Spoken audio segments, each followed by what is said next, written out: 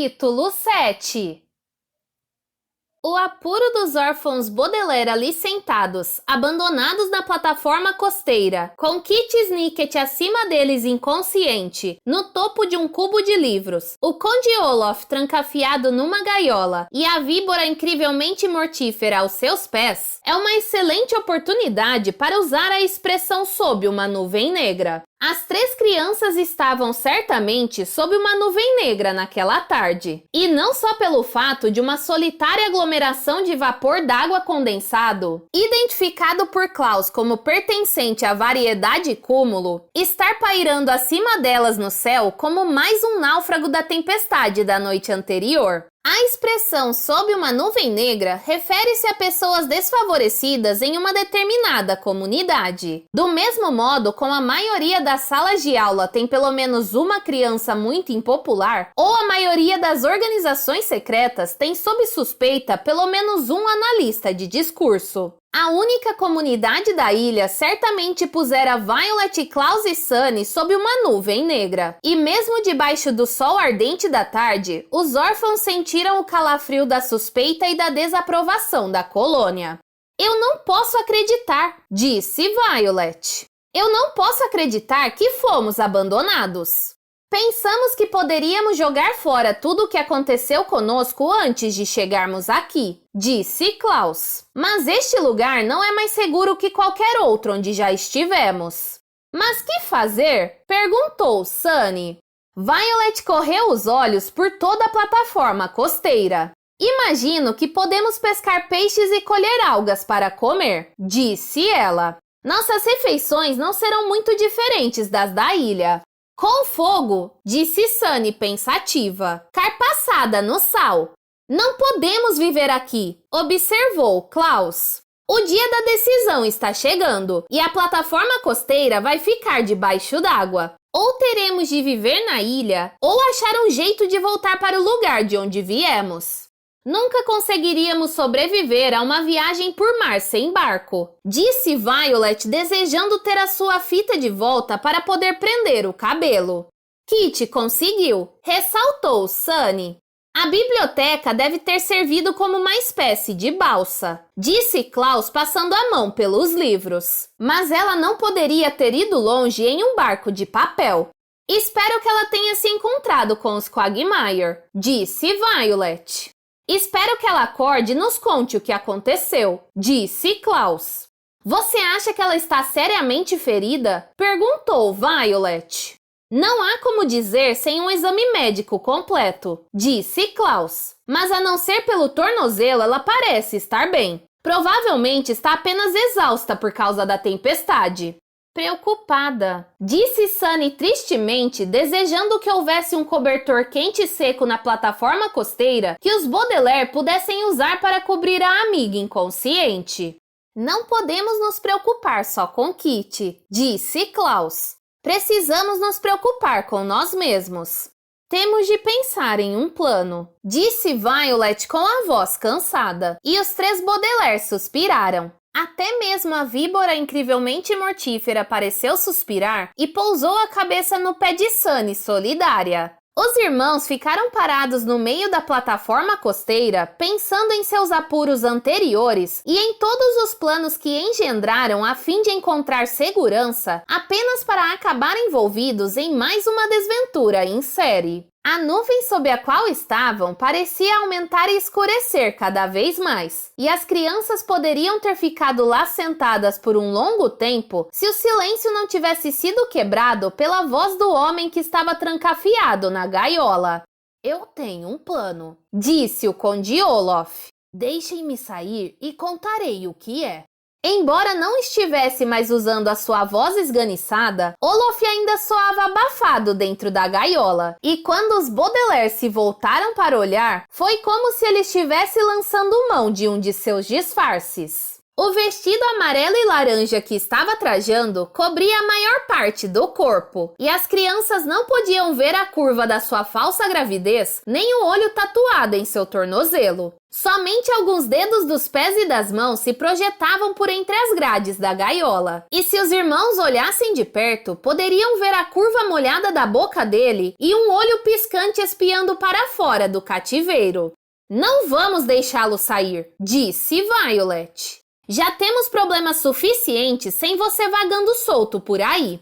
Como queira, disse Olaf. E o seu vestido farfalhou quando ele tentou encolher os ombros. Mas vocês vão se afogar tão certamente quanto eu quando a plataforma costeira inundar. Não podem construir um barco porque os ilhéus coletaram tudo o que sobrou da tempestade. E não podem viver na ilha porque os colonos os abandonaram. Muito embora tenhamos naufragado, ainda estamos no mesmo barco.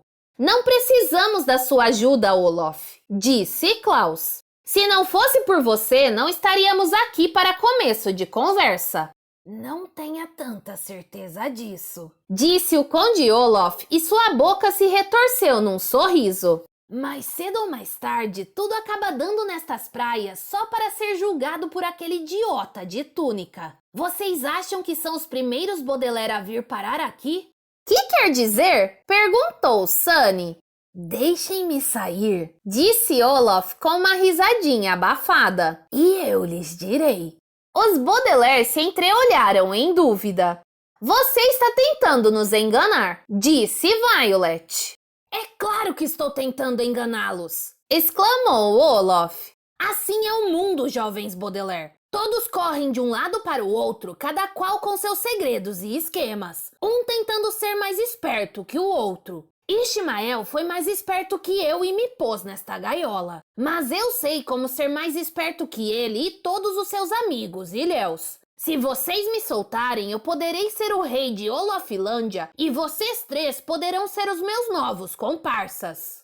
Nós não queremos ser seus comparsas, disse Klaus. Só queremos estar seguros. Nenhum lugar do mundo é seguro, disse Olaf. Não com você por perto, concordou Violet. Eu não sou pior que qualquer outro, disse o Conde Olaf. Ishmael é tão pérfido quanto eu. Grandíloco, disse Sunny. É verdade, insistiu Olaf, embora provavelmente não tenha entendido o que Sunny disse. Olhem para mim, estou enfiado numa gaiola sem nenhuma boa razão. Sou a familiar, seu bebê estúpido. Minha irmã não é um bebê, disse Violet com firmeza. E Ishmael não é pérfido. Ele pode estar mal orientado, mas só está tentando fazer da ilha um lugar seguro. É mesmo? Disse Olaf. E a gaiola chacoalhou quando ele riu. Por que vocês não vão até aquela poça para ver o que Ishmael deixou cair lá? Os Baudelaire se entreolharam. Tinham quase esquecido do objeto que rolara para fora da manga do facilitador. As três crianças olharam para a poça, mas foi a víbora incrivelmente mortífera que coleou para o fundo daquelas águas turvas e voltou com um pequeno objeto na boca que ela depositou na mão estendida de Sunny. Brigue, disse Sunny agradecendo a serpente e coçando-lhe a cabeça. O que é? Disse Violet inclinando-se para olhar o que a víbora tinha recuperado. É um miolo de maçã. Klaus respondeu e suas irmãs viram que era isso mesmo. Sunny estava segurando o miolo de uma maçã, que tinha sido tão meticulosamente mordido que não restara quase nada. Estão vendo? Perguntou Olaf. Enquanto os outros ilhéus têm de fazer todo o trabalho, Ishmael sai furtivamente para o arboreto com seus pés perfeitamente saudáveis e come todas as maçãs sozinho. O seu bem-amado facilitador não só tem barro nos pés, como tem os pés de barro. A gaiola de passarinho se sacudiu de tanto rir, e os órfãos Baudelaire olharam primeiro para o miolo de maçã e depois um para o outro. Pés de barro é uma expressão que se refere a uma pessoa que parece ser honesta e leal, mas que mostra ter uma fraqueza oculta ou um segredo pérfido. Se uma pessoa mostra ter pés de barro, a sua opinião sobre ela pode vir abaixo, assim como uma estátua virá abaixo se a sua base mostrar ter sido mal construída. Os Baudelaire acharam que Ishmael estava errado em abandoná-los na plataforma costeira, é claro, mas acreditaram que ele tinha feito isso para resguardar os outros ilhéus do mal, assim como a senhora Caliban não queria que Sexta-feira se aborrecesse aprendendo a ler. E embora não concordassem com grande parte da filosofia do facilitador, ao menos respeitavam o fato de que ele estava procurando fazer a mesma coisa que os Baudelaire vinham tentando desde aquele dia terrível na praia em que ficaram órfãos. Encontrar ou construir um lugar seguro para chamar de lar. Agora, porém, olhando para o miolo de maçã, as crianças se deram conta de que o Olaf dissera era verdade. Ishmael tinha pés de barro. Estava mentindo quanto aos seus ferimentos, fora egoísta quanto às maçãs do arboreto e pérfido a impressionar os outros na ilha a fazer todo o trabalho. Olhando para as pérfidas marcas de mordida que o facilitador deixara para trás, os irmãos se lembraram da sua alegação de prever o tempo por mágica, além do brilho estranho nos seus olhos quando insistiu que não havia biblioteca na ilha. E os Baudelaire se perguntaram que outros segredos estaria escondendo o facilitador barbudo. Violet, Klaus e Sunny deixaram-se afundar em um monte de areia molhada como se eles mesmos tivessem pés de barro e se encostaram no cubo de livros, perguntando-se como podiam ter viajado para tão longe do mundo somente para encontrar a mesma desonestidade e perfídia de sempre. Qual é o seu plano? Violet perguntou ao Conde Olaf depois de um longo silêncio. Deixem-me sair desta gaiola, disse Olaf. e lhes direi. Conte-nos primeiro, disse Klaus, e talvez o deixemos sair. Deixem-me sair primeiro, insistiu Olaf. Conte-nos primeiro, insistiu Sunny com a mesma firmeza. Posso ficar discutindo com vocês o dia inteiro, resmungou o vilão. Deixem-me sair, estou dizendo, ou levarei o plano comigo para o túmulo.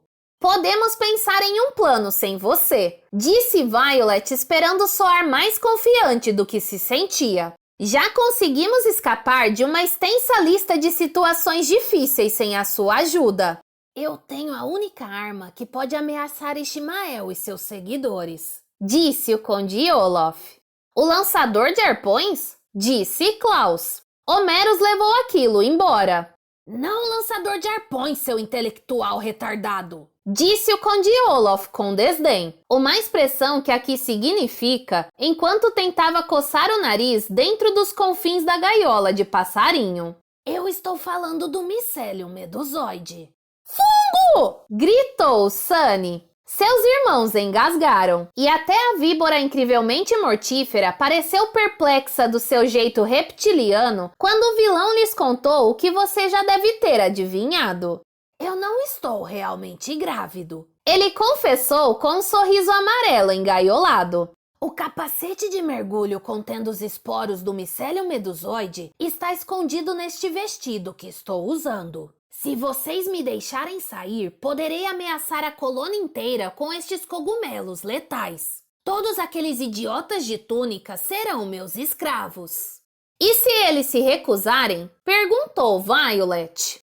Então arrebentarei o capacete, exultou Olaf. E esta ilha inteira será destruída. Mas nós seremos destruídos junto, disse Klaus. Os esporos nos infectarão como a todos os outros.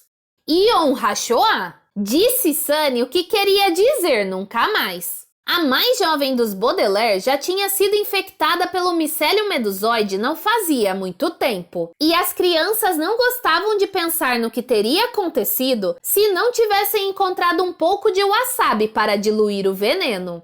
Escaparemos no catamarã, seu bobo, disse Olaf. Os imbecis da ilha estiveram construindo aquilo o ano inteiro. É perfeito para deixar este lugar e voltar para onde está a ação. Talvez eles simplesmente nos deixem ir, disse Violet. Sexta-feira nos contou que qualquer um que deseja abandonar a colônia pode embarcar no catamarã no dia da decisão. Aquela menininha não está aqui há muito tempo. ironizou o Conde Olaf. Por isso, ainda acredita que Ishmael permite que as pessoas façam o que quiserem. Não sejam tão palermas quanto ela, órfãos. Klaus desejou desesperadamente que seu livro de lugar comum estivesse aberto em seu colo para que ele pudesse fazer anotações e não do outro lado da ilha com os demais itens proibidos. Como você sabe tanta coisa sobre este lugar, Olaf? O menino perguntou. Você está aqui apenas alguns dias exatamente como nós. Exatamente como vocês. Repetiu o vilão zombeteiro, e a gaiola sacudiu-se de novo de tanto rir. Vocês acham que a sua história patética é a única história do mundo? Vocês acham que essa ilha estava aqui no meio do mar, aguardando que vocês fossem arrastados para suas praias? Vocês acham que eu fiquei na minha casa na cidade aguardando sentado que vocês, órfãos miseráveis, atravessassem o meu caminho? Boswell, disse Sunny. Ela queria dizer alguma coisa do gênero. A sua vida não me interessa. E a víbora incrivelmente mortífera pareceu silvar concordando.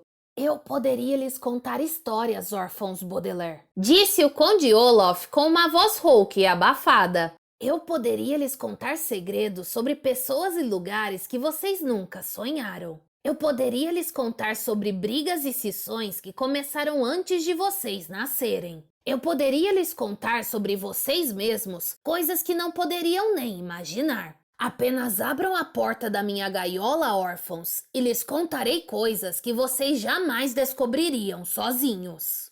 Os Baudelaire se entreolharam e estremeceram. Mesmo em plena luz do dia, preso em uma gaiola, o Conde Olaf ainda era assustador. Havia no Conde algo de vilanesco, capaz de ameaçá-los mesmo se ele estivesse bem trancafiado, muito longe do resto do mundo. Os três irmãos sempre foram crianças curiosas. Violet era ávida por descobrir os segredos do mundo mecânico com a sua mente inventiva, desde quando o primeiro alicate foi colocado no berço dela. Klaus era sôfrego por ler tudo o que lhe caía nas mãos, desde que o alfabeto fora desenhado pela primeira vez na parede do seu quarto por alguém que estava de visita à casa dos Baudelaire. E Sunny estava sempre explorando o universo com a boca, primeiro mordendo qualquer coisa que lhe interessasse e mais tarde provando comida cuidadosamente a fim de aprimorar suas habilidades de cozinheira. A curiosidade era um dos costumes mais importantes dos Baudelaire, e pode-se pensar que eles ficariam realmente muito curiosos em ouvir mais sobre os mistérios mencionados pelo vilão.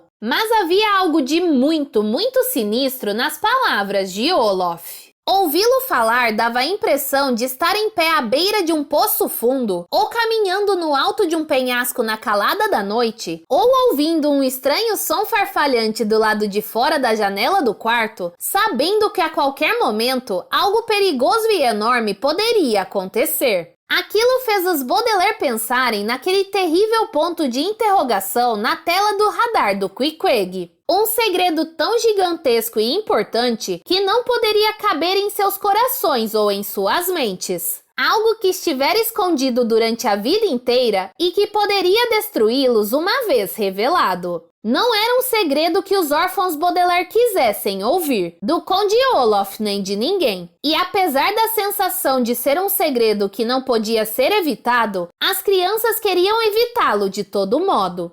Assim, sem mais uma palavra para o homem na gaiola, os irmãos se puseram de pé e contornaram o cubo de livros até chegar ao lado oposto, de onde Olaf e sua gaiola de passarinho não podiam ser vistos. Então, em silêncio, as três crianças sentaram-se de novo, reencostaram-se contra a estranha balsa e ficaram olhando para o horizonte plano do mar, tentando não pensar no que Olaf dissera. Ocasionalmente, tomavam pequenos goles de cordial de coco das conchas penduradas em suas cinturas, esperando que a forte e estranha bebida os distraísse dos fortes e estranhos pensamentos em suas cabeças. Durante toda a tarde, até o sol se pôr sobre o horizonte ondulante do mar, os órfãos Baudelaire ficaram sentados bebendo e se perguntando se ousariam tomar conhecimento do que jazia no âmago das suas tristes vidas, depois que todos os segredos, todos os mistérios e todas as desventuras fossem removidos como as camadas de uma cebola.